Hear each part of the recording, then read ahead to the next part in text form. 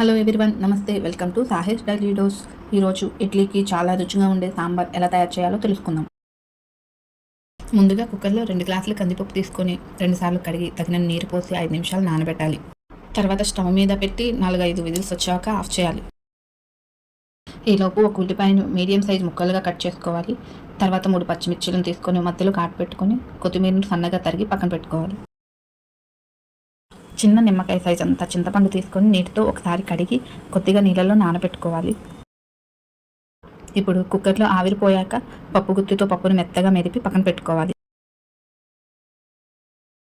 ఇప్పుడు స్టవ్ మీద గిన్నె పెట్టుకొని ఒక చిన్న గరిటె నూనె వేసి వేడయ్యాక 1/2 టేబుల్ స్పూన్ ఆవాలు, 1/2 టేబుల్ స్పూన్ జీలకర్ర, ఒక ఎండుమిర్చి, 1/2 టేబుల్ స్పూన్ మెంతులు లేదా మెంతుపొడి, కరివేపాకు, గుప్పెడు వేసి వేయించుకోవాలి.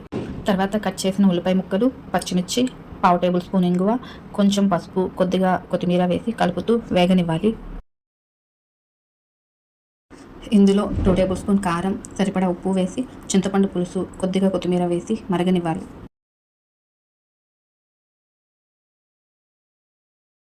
ఇలా మరుగుతున్న పులుసులో మెదిపిన పప్పు వేసి మీకు కావాల్సిన కన్సిస్టెన్సీకి తగ్గట్టుగా నీరు వేసుకోవాలి. అంటే పల్చగా ఇష్టమైతే ఎక్కువగా, తిక్కుగా ఇష్టమైతే తక్కువగా వాటర్ వేసుకోవాలి. ముందే ఉప్పు వేసాం కాబట్టి ఒకసారి చూసుకొని కలుపుకోవాలి. ఇలా సాంబార్ మరుగుతూ ఉన్నప్పుడు 2 టేబుల్ స్పూన్ సాంబార్ పొడి వేసుకోవాలి. తర్వాత రుచికి సరిపడా బెల్లం వేసుకోవాలి.